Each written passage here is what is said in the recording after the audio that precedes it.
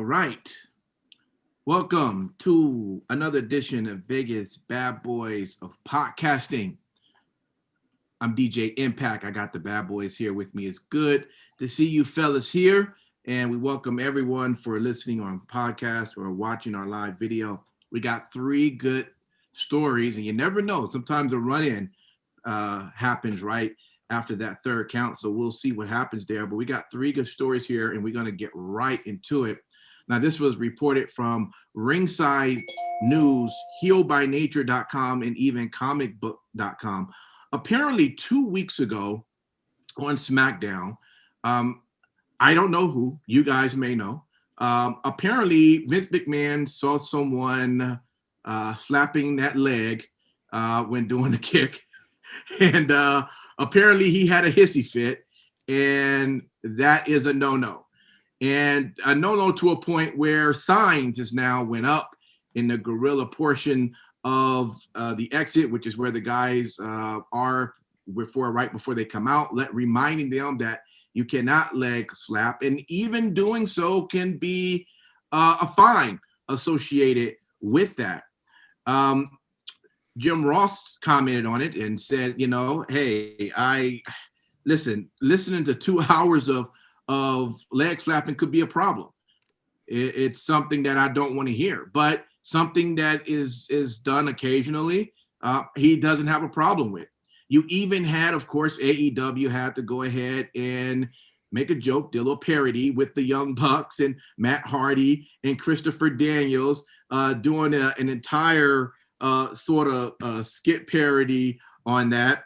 You guys probably saw that happen about a week ago. If you didn't actually see it, part of it was the scene opened with Daniels telling a joke, prompting Matt to slap his leg as he laughs. And Hardy then walks up and points to a poster sign saying, quote, "No leg flapping while laughing," end quote.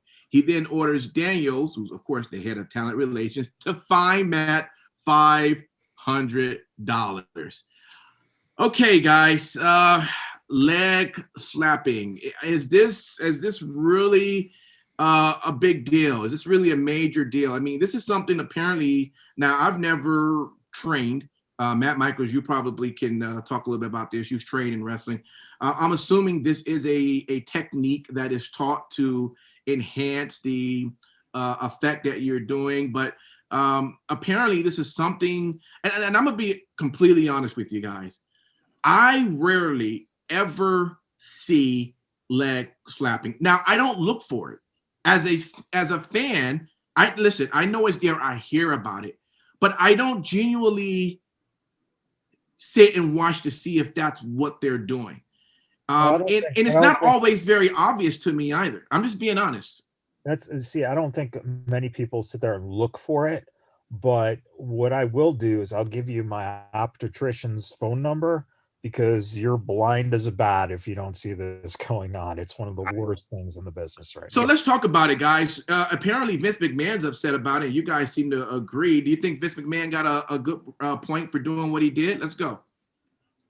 Yeah, it looks sloppy. I'm going to be honest with you. There are some promotions where I have seen it, particularly if someone's in the corner buckle almost, and they're doing almost like a haluva kick sometimes, and I've seen some people do the same thing with a super kick, and it's very noticeable, and it does look sloppy. And I'm not a wrestling snob that is always very particular on it, but yes, it does look sloppy. So good call on Vince McMahon.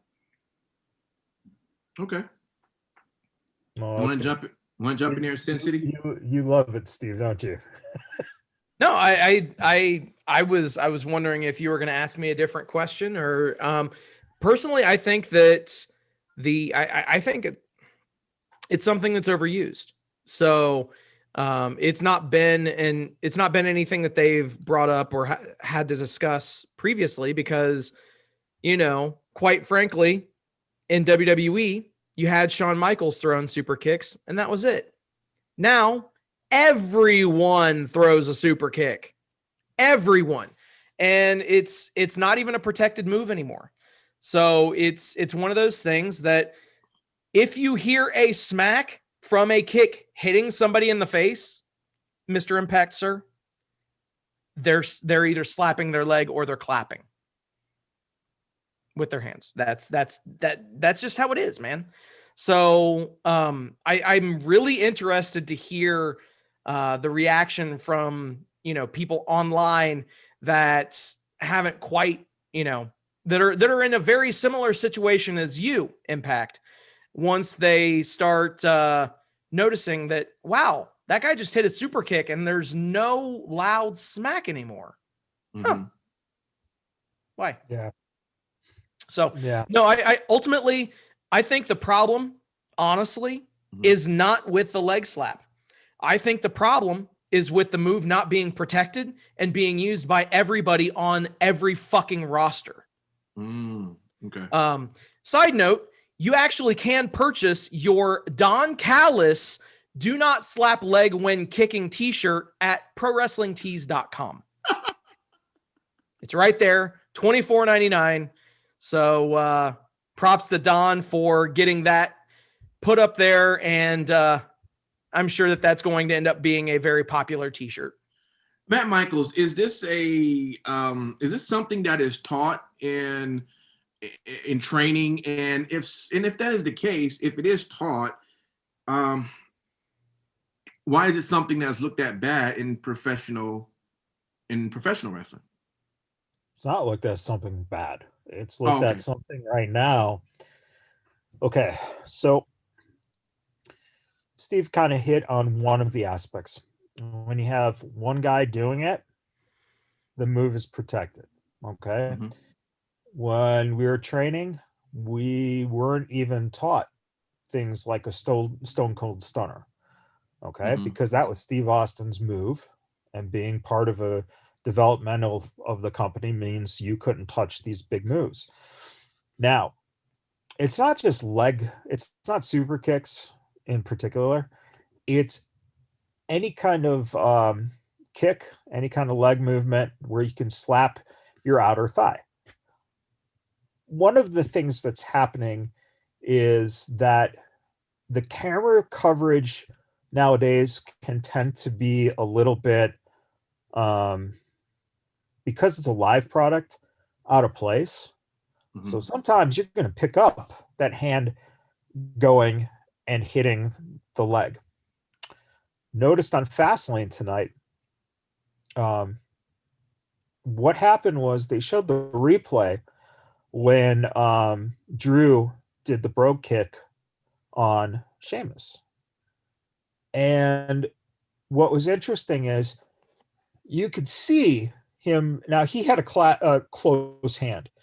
You could see him doing the leg slap, but you could also see that Drew's foot had enough impact to go through with the kick, so that Sheamus's head really does get kicked back. Sure. One of the reasons that slaps are tended to be used in pro wrestling is for the protection of the wrestler that you're putting the move against, right? So what you don't want to do is you don't want, two things. One, it has to look impactful, so therefore it has to sound impactful. Right. Number two, you don't want the head going back and something, going wrong with the neck. Mm-hmm. But here's the other thing too. When you actually kick someone in the head like that, it does not sound like you're going like that. It doesn't really make much of a sound when your foot hits a head. True. So what it was is that in wrestling, because when you had the territories, you had to play to places that didn't have screens. That's why this became something, because a live audience, that sound, you hear it and you know what had just happened. Right. And that's what it is. The problem in wrestling isn't necessarily the use of the slap. It's the overuse of super kicks, not only throughout the card, but in the same fucking match. And I have no problem saying that Johnny Gargano and Ciampa at the takeover, the last one match I think they had together, I believe. It's like these guys kick themselves in the head so many times that you really should be brain damaged within that short period of time.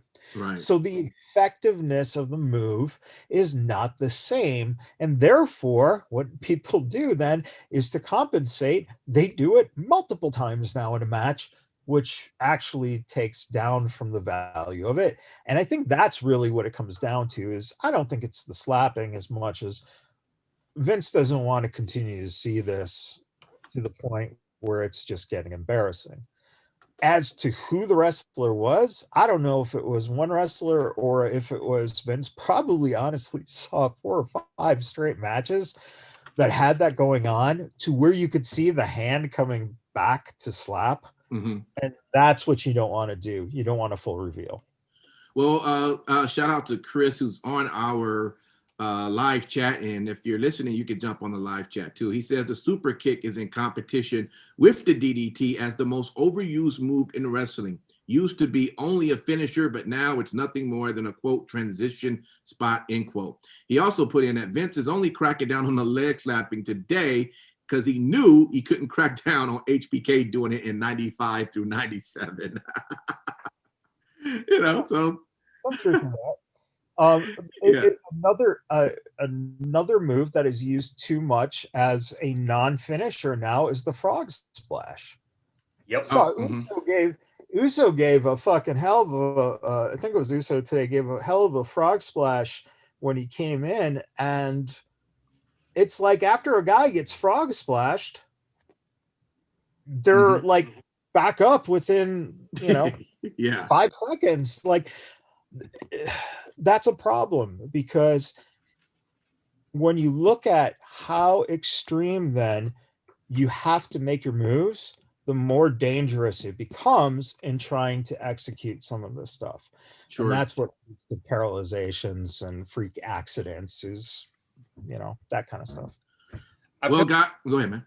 I was just gonna say, I feel like that should down the road be a countdown, the most overused moves in all of pro wrestling, and just make it out to the public to vote on it. Well, I'm pretty sure there's a list over. If I search for that, I'm pretty sure it exists. But I'm sure one of these wonderful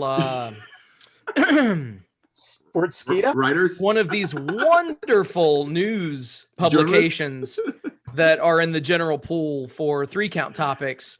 Yeah. I'm sure one of them's reported on it, at least. Yeah.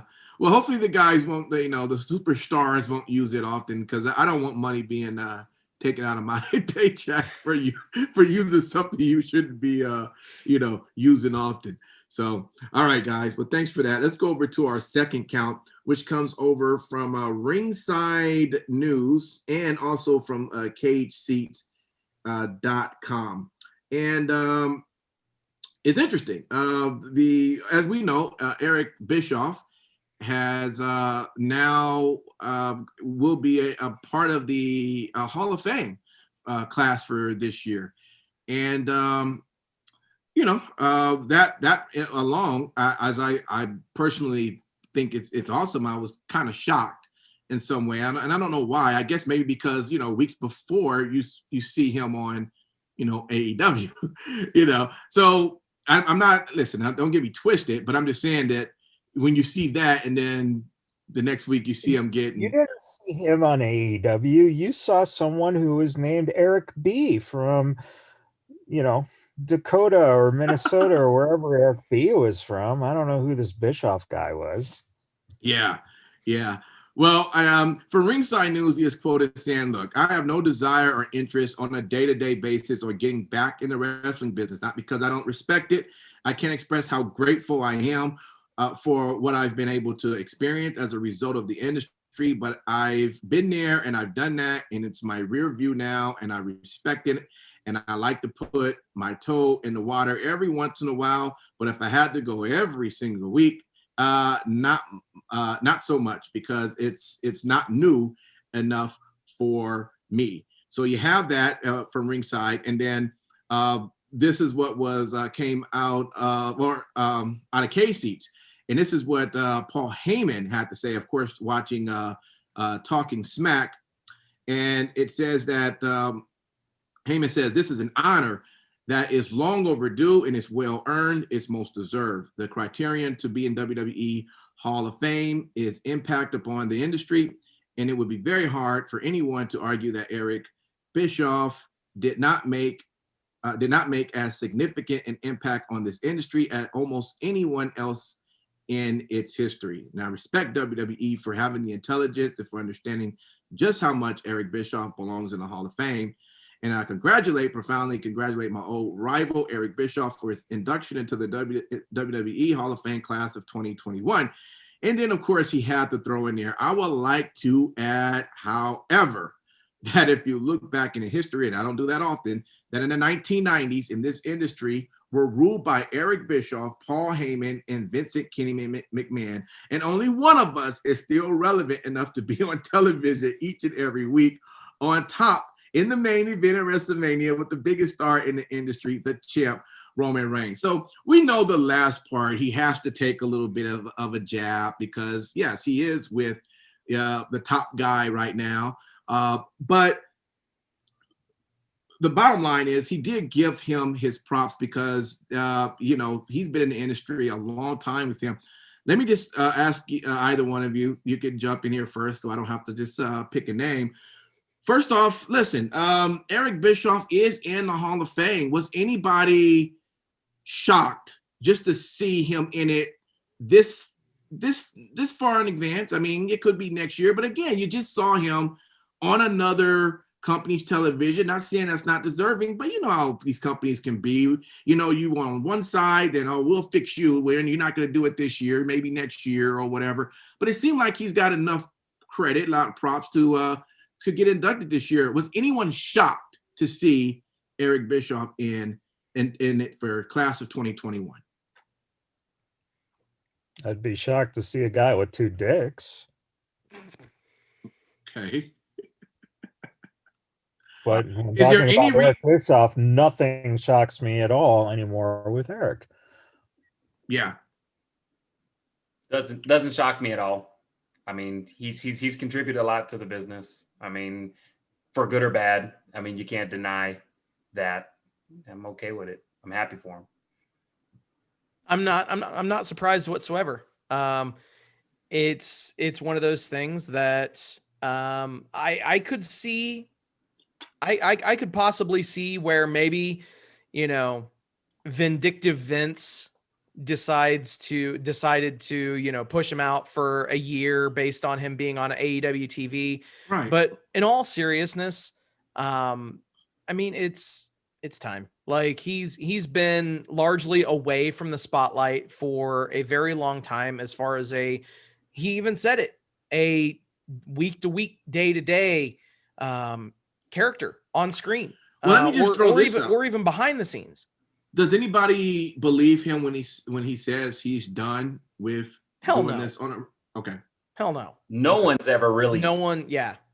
The only time that you ever really walk away from pro wrestling completely is when you're in the ground.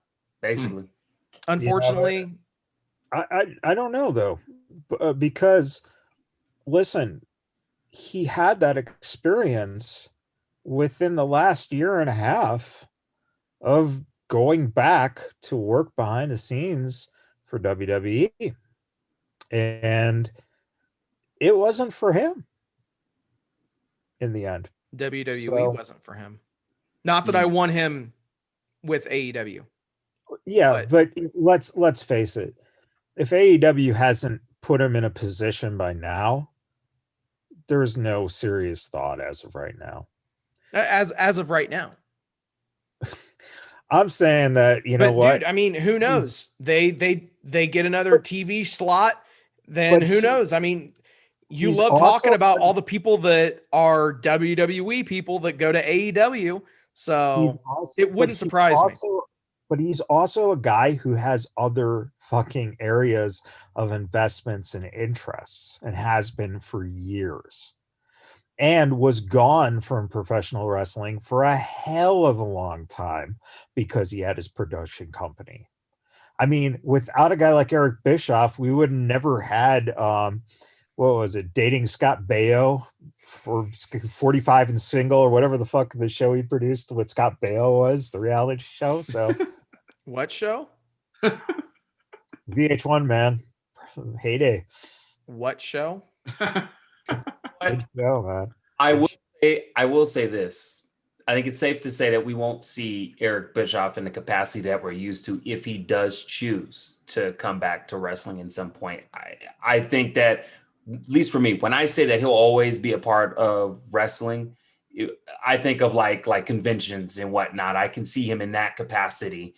It ain't a full-time gig, but I mean, come on, the name Eric Bischoff means something, and it will for a very, very long time. And if he's able to do it as leisure to where, if he wants to, great. But as far as being in major roles, yeah, I believe when he sits in his rear view. You got to remember one thing too. It's one thing for you to walk in front of a camera and to be, giving a question at a fucking mock debate. That's fine. Him showing up on a Legends night in WWE or something like that. That's fine. At his age, why put your body through that type of process? The other thing is, he's got a podcast with Conrad that's really successful. Mhm. So he gets to make his opinions known. And that's that. I think the bigger story that you missed, DJ, is the fact that Batista is now missing from this year's Hall of Fame class. I guess I am missing that. Which is pretty interesting because before he said he was going to retire, there was a certain gentleman that called him out saying he wanted to face him. I don't know, maybe it's just another one of Simon Street's wish lists, but I hope maybe that would come true down the road. Maybe I'm a smart for that one. Fuck it. Or maybe you should tell everyone what you're talking about so they know. I'm talking about Karrion Kross. Long time ago when he was, Killer Kross, he called out Dave Batista at an event. And I feel like that could definitely be in the cards. And I would love to fucking see that. So we got a higher chance of Eric Bischoff coming back to wrestling. I changed my mind. After hearing this. Wish list. All right. I put it out there. All right. So it seemed like everyone is definitely for and excited to finally see Eric Bischoff get his award. Oh yeah. Except that this year, instead of a fan running in to tackle Bret Hart's gonna run in and tackle Eric Bischoff. Sir, I don't think Bret Hart's gonna run anywhere. Oh. Yeah. All right. Well, there you go, man. Congrats to Eric Bischoff there. Let's move over to our third count, which is from eWrestling.com. And this one is titled "That Lance Storm Explains Why He Has Concerns About How Christian Cage is Being Introduced to AEW Fans." And apparently this just isn't Lance Storm. Apparently this is Eric Bischoff is actually part of that crew. Booker T has also been critical as well. So this is how he just starts off. I'll just read a little bit of it because he goes on and on. But he says, "To start, I love Christian. I think he's one of the most talented workers you're ever going to find. But I don't like the workhorse gimmick because to me, it's acknowledging that wrestling is fake. It's the legitimate tough guy. It's the, oh, he was held down. Well, how exactly, how were you held down? You lost your matches." Guys, if we watch AEW, we did get a chance to see the interview with Christian Cage, and we already kind of talked about some of the things he said that didn't make sense because, he's not taking a spot, but apparently he's got the top spot. And but he did mention the whole work horse that he is. But again, you have Lance Storm, you have Eric Bischoff, you got Booker T saying, yeah, I don't see how this workhorse gimmick is going to work, especially with everyone kind of knowing your past. Let me ask you guys straight up. Do you think that AEW is introducing Christian Cage right in this manner of him now being the workhorse tough guy. No. Okay. No, without question. I think that, to be honest, hopefully they can turn this around, but I fear that this entire run that Christian is going to have with AEW is going to be snake bitten right from the beginning, because keep in mind, they had spoken about a huge signing coming to AEW and immediately people began to speculate on who it was going to be. Right. And the thing is, a lot of people really just, they assumed that it was going to be somebody of a higher profile. And it when you set those kind of expectations for people, and that it's going to be a particular person, and then it's not, that right there is something that is already just putting you at odds with everything involved in that run. And then you have him come out and you say that he's going to be cutting promos and things like that, and instead you have somebody else cut a promo in his place. So obviously by doing that, you're hyping up these promos from him. Christian has never been a killer draw promo guy. Never has been. And they are framing him like as if he is one. Yeah. He is without a doubt a great worker. I've said that from the beginning. When I defended that they brought him in, I said that he is going to put on some good matches with people, because I definitely think he will. But they are treating him as if his promo skills are on par with someone like The Rock, and they're not by any means. Will he outwork everyone? He's damn sure going to try with every fiber of his being. I believe that he will give it his all completely. But I'm just afraid that this entire run in AEW will end up being snake bitten, because he wasn't the who everyone wanted him to be. Sure. And as a result, you're going to be stuck yet again. We talked about it with the entire Revolution show. Under promise and over deliver. Yeah. But what AEW has done with that pay-per-view and with Christian's appearance so far is that they overpromised, and thus far they're under delivering. So Simon Street, let me ask you, part of the article, it says, listen, you have this too. Let's use Randy Orton as an example. Now, Randy Orton is someone that people don't think is the workhorse that works harder than everybody.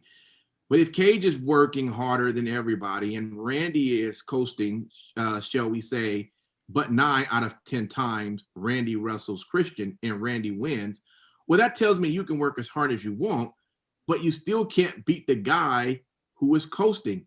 I think that's a bad story. Would you agree with that, Simon Street, with that? And if so, why are they running that line when they AW with Christian? No, I think it's very true. And it's unfortunate, but it is what it is. It would be a great thing if AEW could wipe away history that WWE built. It would be great, because for all intents and purposes, I think a lot of us watch some people who were either mid-carders or people who are workers, and we wanted to see more out of them. But unfortunately, once you go through the machine that is WWE, you do kind of get branded as such. And when you come over, again, you're looking at what that example you just gave. You know, you're not going to beat the guy that's just coasting, plain and simple. And I think that's the unfortunate curse of Christian Cage. Unfortunately, I mean, he's a great worker, but how are you going to overcome your past? Like, and then AEW's pushing that narrative out there. Like, this is this big thing. And I think since City even said it, I mean, and you don't even cut your promo. You know what I'm saying? It's just like, I don't know. What do you have to offer? And then I wonder too, for people who didn't grow up seeing Christian Cage when he was in TNA, or seeing charismatic, what do you call it? But Captain Charisma. Captain Charisma in WWE, there's no reference of that. And so I wonder, are they trying to spin it for that? But that's not their demographic that AEW is shooting for, if I'm not mistaken. So how does that work out? I don't know. All right. Well, Michaels, I'll let you tackle this, man. What do you see as the issue here with AEW starting with Christian, the whole idea of him being this workhorse, but quite a few people in the industry are not seeing that being sort of the right thing for him. Would you agree with them? So what I honestly think happened was they listened to the feedback of the fans. So when he came in and the fans were like, that's it, Christian? I think AEW kind of perked up a little bit. And then when he comes out and he's supposed to explain why he's there and basically does nothing but, come face to face with Omega. Right. It kind of felt like that was kind of like they weren't sure what they wanted to do. And now you give them a promo, and I would disagree. I think that Christian could cut a promo, but Christian's good at cutting promos that are a little more they're not the tough guy promos, right? So you then have him basically say that he's a workhorse to counter the fact that he's not a superstar, which is in some ways just basically admitting that, oh, well, I guess he's not the guy that you guys wanted. So, but he's a good wrestler. And that's it. It's as simple as that. Right. It was them covering their tracks, because if you look at, like, honestly, who are you excited to see Christian go against just as of right now, and not taking into consideration of what Christian can do, but of how he's been presented in the first 3 weeks of him showing up? And it's like, wow. Well, I think last week our topic was the quote unquote dream matches that we were supposed to, and we went through a list, and I was like, I don't see any of those as dream matches, but I mean, Wow. So I think that's it. When like, all right. So Lance Storm, first of all, is also very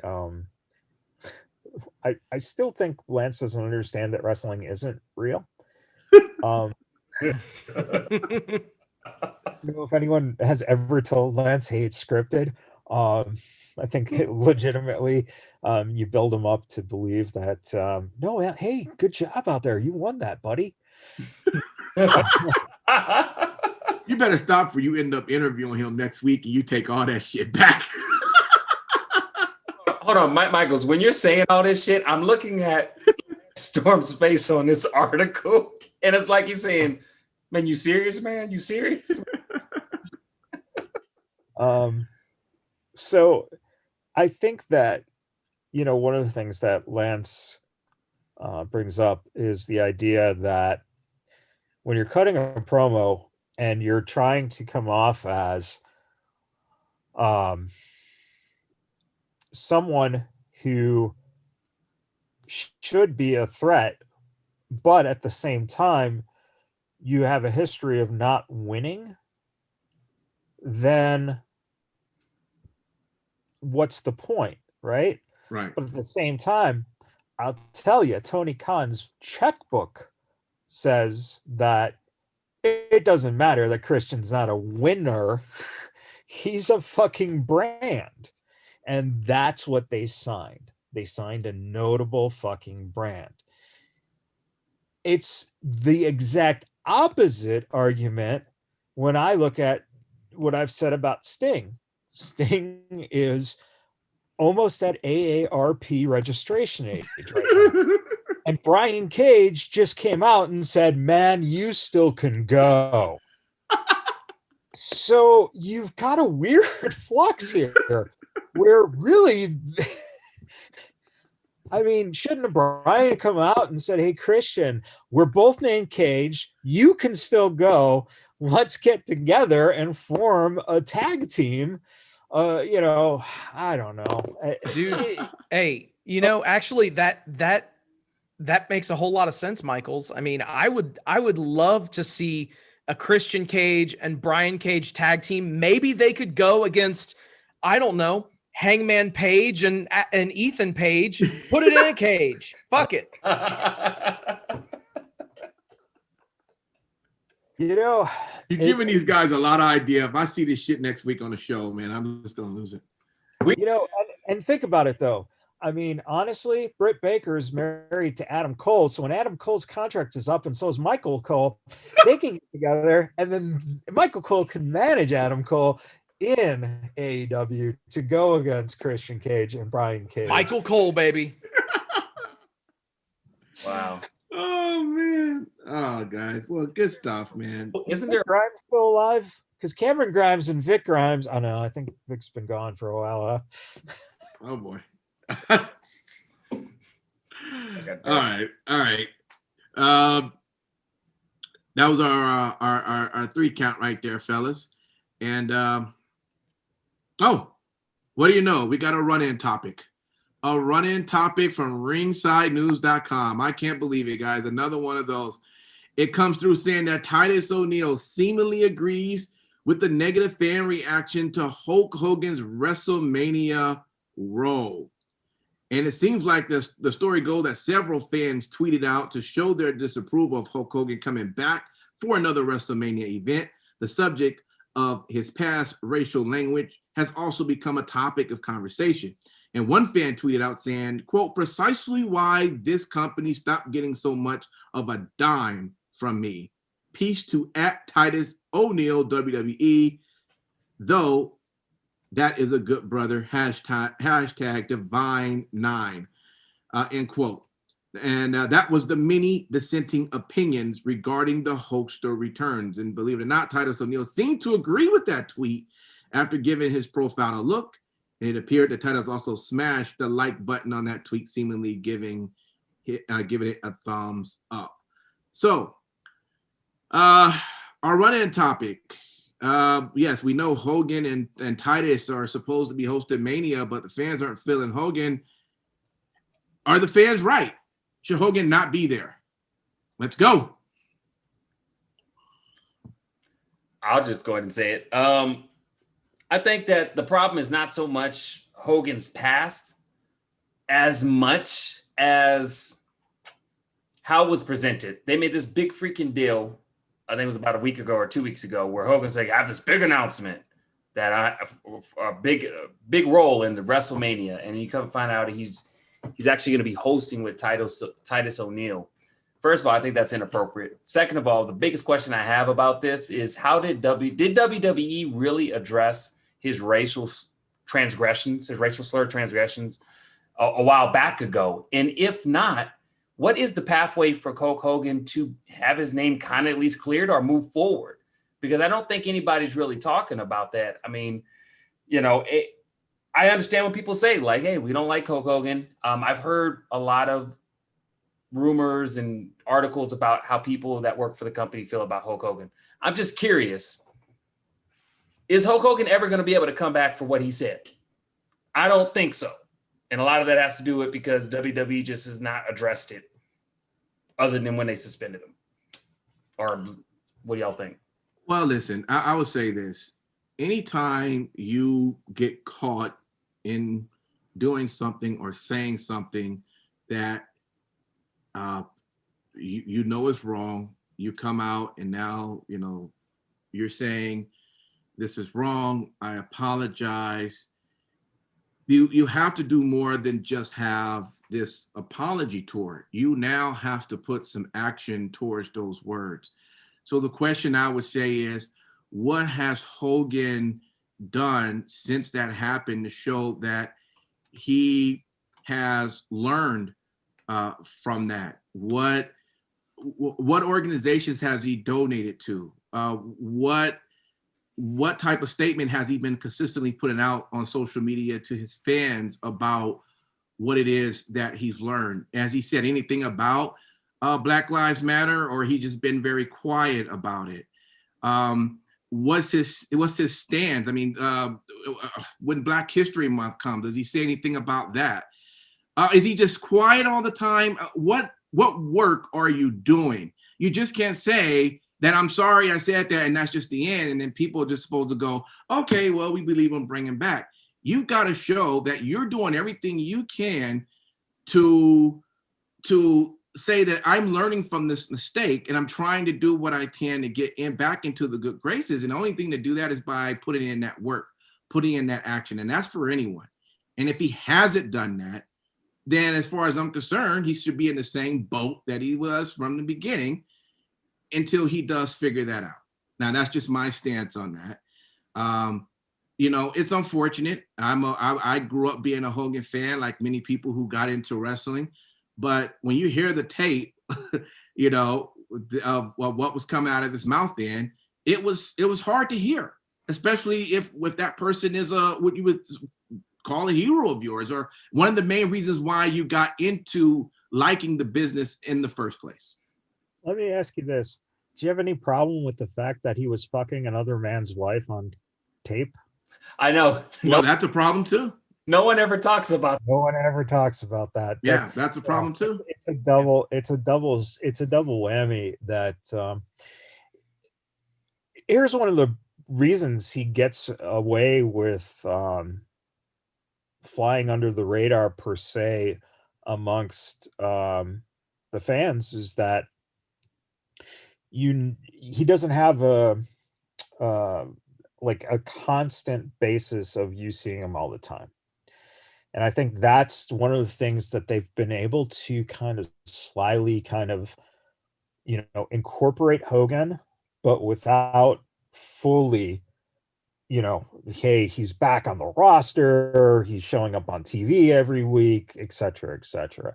And I think that Titus and, you know, any of the African-American wrestlers have absolutely the right to say, hey, I don't like this.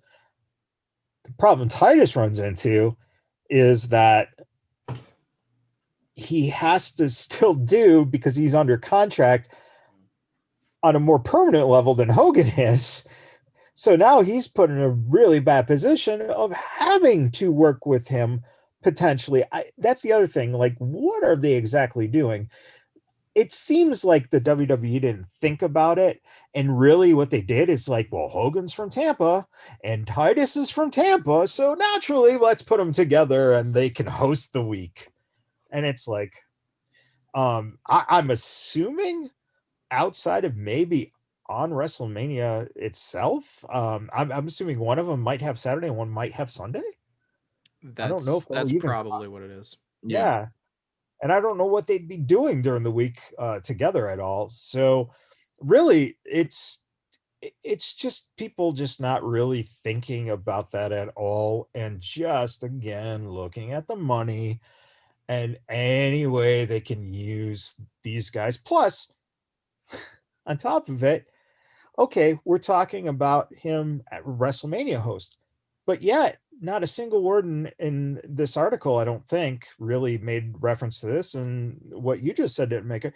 He's going into the Hall of Fame for a second time. The Hall of Fame they took him out of when he initially said this stuff. I didn't even know that. Yeah, I didn't know that he's going back into the Hall of Fame. The NWO. Yeah, Steve. Hey, Steve. February 2020 called. I'm trying to forget about as much of 2020 as I can. Okay. Yeah. So on top of it, not only are you talking about him being a host, but they took him out of the Hall of Fame, or at least off the page, you know, when he said this stuff, and he slowly got integrated back in when they felt time was enough. At that time too, you remember that I think it coincided with the first Saudi Arabia show is when he came back. So it's about 3 years ago. And the black talent on the roster were basically like, fuck this, dude. Why are you bringing him back? And, you know, and Hogan gave some kind of shitty, like, not really caring type of apology. And all of a sudden that just kind of went away. And good for Titus on bringing it back to the foreground of saying, hey, like, why is it okay for this guy to come back in? Yeah, definitely. I think that, to be honest, we all know the circumstances around what Hogan said, and, you know, bottom line, you have to, as a multinational company that WWE is, you have to be less tone deaf than what this is. This is, at the very least, a ridiculous oversight. He shouldn't be affiliated with WrestleMania. Simon, you hit the nail on the head, and Impact, you hit the nail on the head as well. It's what kind of restitution or what kind of steps has he made to, you know, build those bridges back, or to, you know, to serve a penance for what he did, or, you know, to make it right? To my knowledge, nothing. I mean, you know, we see so many names in the business that have, you know, essentially, you know, disowned any memory of Hogan in the business, and quite frankly, rightfully so. But I don't know how a company like WWE, that, you know, loves to put themselves out there as being charitable and, you know, that having these particular values, how they can endorse someone that hasn't made it right. And quite frankly, I don't know just what in the hell he could do to make it right at this point. So it's something that I saw the news and I literally rolled my eyes. I couldn't believe it. And to put him there with Titus O'Neil, I quite frankly hope that Titus doesn't have to work with him, and that, you know, Hogan is going to be hosting, you know, night 1, for instance, and Titus is hosting night 2, or vice versa, whatever. But realistically speaking, you don't do this. Like, his in-ring accomplishments, that's one thing, but him as a person, that is a completely different thing. And he should not be affiliated with WrestleMania. He should not be going back into the Hall of Fame a second time. None of this shit should be going on, because he hasn't made the right steps to right those wrongs, or to even attempt to right those wrongs. Okay, so you apologized in a tweet. Get the fuck out of here. You know what's really interesting about this? I've been seeing a lot of fan sites for the Cleveland Indians talking about the fact that just this past week, the owner announced that it probably won't be until after the 2022 season that the Indians will change their name. And you would think that the one side of the coin would be, well, why does it take so long, right? That's the same type of the coin we're looking at Hogan. You know, well, why hasn't he done anything to, you know, to try to make things right?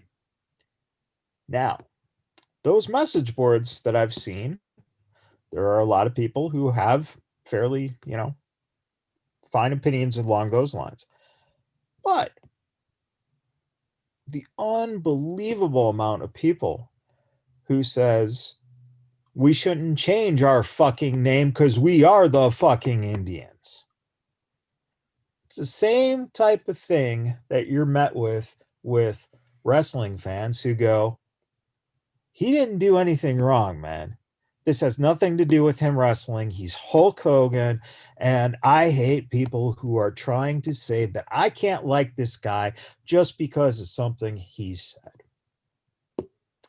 That's the problem we're dealing with in our culture today, is because you have two sides that won't agree on something. And for people like us to try to make that other side see why this is wrong, it's really hard, especially people who are going to be Hulk Hogan fans, because they tend to be people that are our age or older. So honestly, let's call out the true thing here, and that is, for 3 years almost, we've been able to joke about the fact that Vince can't tell any of the black guys apart.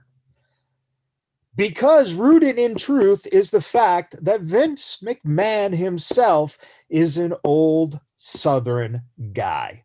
Therefore, I don't think Vince was thinking, boy, I hope Hulk apologized, because I don't think he gives a shit. As long as he thinks it's going to bring him money in his pocket, I probably think that Vince has maybe said a thing or two worse behind closed doors. And I'll point to the fact that, you know, the people who always turn out to be the ones who they don't, you can't say I'm a racist. Why, Vince? Because MLK is my hero. That is the truth of the matter right there. That is a defense of, I can't be racist because I liked MLK. That's a problem. And it will continue to be a problem. You know, when you do things like fuck a buddy's wife, get it held against you, go to court, have a messy divorce with your wife who is insane. I mean, look at everything in Hogan's life for the past 30 years, and it is a shit show. So there you go. I'll say this, and I'm gonna say it directly, like he's gonna watch it or not. But if I were to tell Hulk Hogan, aka Terry, real quick, 140.1 million is what you received when you went to court versus Gawker for what they did to you.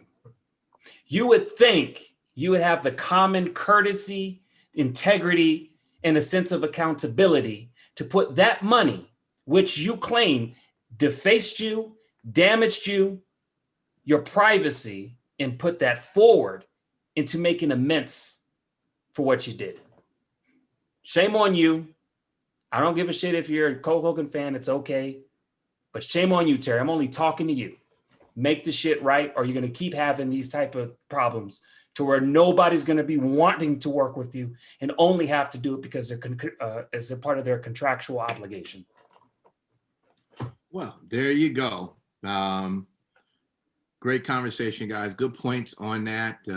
I'm sure this will be brought up again because, you know, he'll just keep popping up every few years until he disappears.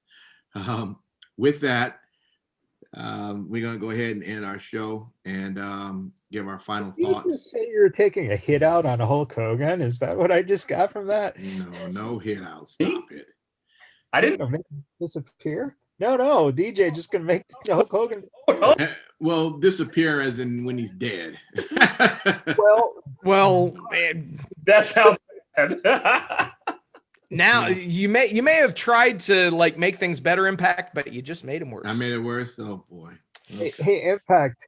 I did get that flight information for you for Tampa. So, oh shit, we're live. Oh no, man. Oh no, that's not what Impact meant. Oh boy. Never ever condoned violence of any sort. Not at all. Not at all.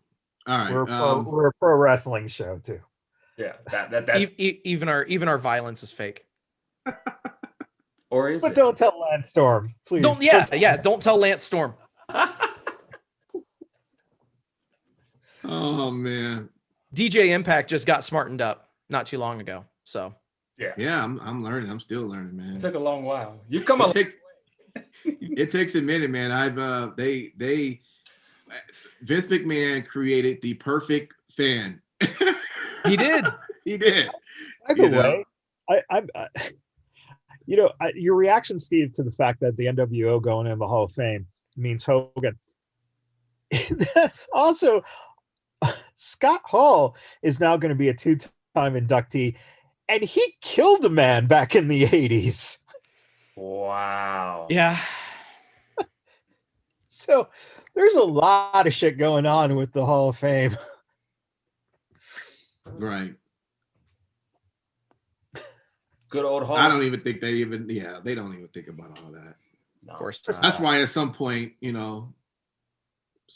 Chris Benoit will be put in. He won't. I'm just saying. Apparently, that's the worst you can do. To where you never be in the Hall of Fame, and I'm not disagreeing too much on that. But yeah, that's. I'm just saying. It seems like the way that they go, they seem to forget, and before you know it, it's like, oops. Now here's this person.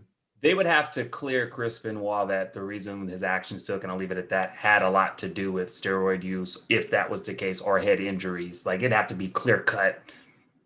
Well, I'm sure they'll spin it. They'll spin it however they have to spin it. But if they were to do it, they will have a good story to go along with it. They can't. Yeah, he doesn't exist. Yeah. He's in the Phantom Zone, literally, never coming back. So. Final thoughts for the week. I'm going to start with you as always, Simon Street. What do you want to tell the good people out there in the world? Look for all you dumb wingnuts in freaking Miami for spring freaking break. Okay? The best thing you could do in Miami is catch an STI. But we all know that you're not that lucky. So good luck with figuring out that the COVID shot, if you got it, doesn't stop you from getting COVID. It just gives you a little better ability to not die. So figure that shit out, but be safe. What's an STI? Sexually transmitted infection. There's STDs and there's STIs. It's actually a thing. I'm just asking. I honestly never heard of an STI. What would they not be called then? We've always heard them as STD. That's it. There are two types, sir, and I was being very gracious because an STI is the sexually transmitted infections. There are 3 types of STIs. There are 3 bacterial STIs, chlamydia, gonorrhea, syphilis, which are common if you don't get HIV and die. Okay. Next. The more you know. Sin City Steve. Thank you guys for hanging out with us. Thank you for liking, sharing, subscribing. And we do this for you. So thank you so much. We really appreciate each and every one of you. And special shout out to all of the brave men and women serving this country on both lands, foreign and domestic. You make it possible for us to do this show. So thank you. Also, repsports.com, reppsports.com. Go there for all of your pre-workout, weight loss, energy drink needs. Again, repsports.com, promo code Vegas at checkout. Save yourself 15%. No doubt. Matt Michaels. Another week, another passing in Mr. Barry Orton, Barry O, the uncle of Randy Orton, Bob Orton's brother. Really nice guy. Very, very under the radar. Was a jobber, glorified jobber, essentially. But part of a family legacy, and just another day and another person to say goodbye. We're gonna probably be doing this on a fairly regular basis because it seems like everyone's getting up in age now. Yeah. So where a lot of notable people pass away. So yeah. Okay. Thank you for that, Matt Michaels. We want to thank you guys for listening and hanging out with us as you do every week. And we also ask if you feel generous, if you have access to the Cash App, if you want to throw us a couple of bucks in there. Our tagline is Vegas Bad Boys with a Z, Vegas Bad Boys. And what we do with that extra funds is we just help promote that into our advertisement so we can get more people to listen to us and be able to follow us. As you know, it's very difficult to sometimes get known out there in the social media world because everyone is doing practically the same thing or something else that's grabbing other people's attention. So we're trying to grab those people attention that's looking for another outlet for good entertainment, especially when it comes around wrestling. And whatever you want to give, we appreciate it, and we thank you for those that have done that, and we thank you for all of you that are hanging out with us this evening. Even if you're listening to us on the podcast, we thank you and appreciate that as well. And just continue. If you never listen, make sure on Wednesdays you listen to the DeFalco Files. It is really one of our great pieces you get to hear on Wednesday. If you're not familiar with Mr. Joe DeFalco, the owner of FSW, which is based out here in Las Vegas, a lot of the wrestlers that you've come to enjoy, a lot of them started here. And if you were to know all the names, you probably would be shocked. So it'd be good just to kind of hear a lot of those different stories. You can go back to any of the DeFalco Files from the past. I think we're up to a little bit over 40 episodes. You can go to any of them. They're great stories to listen to. And every week, Joe's just giving his perspective on the industry, what they're doing at the moment, and what new stars that he's positioning to move on to the big companies. Very good show. Give it a listen. Every Wednesday we drop it at midnight, and we hope you enjoy it. All right, with that, we will get out of here, and we will see you next week. Peace.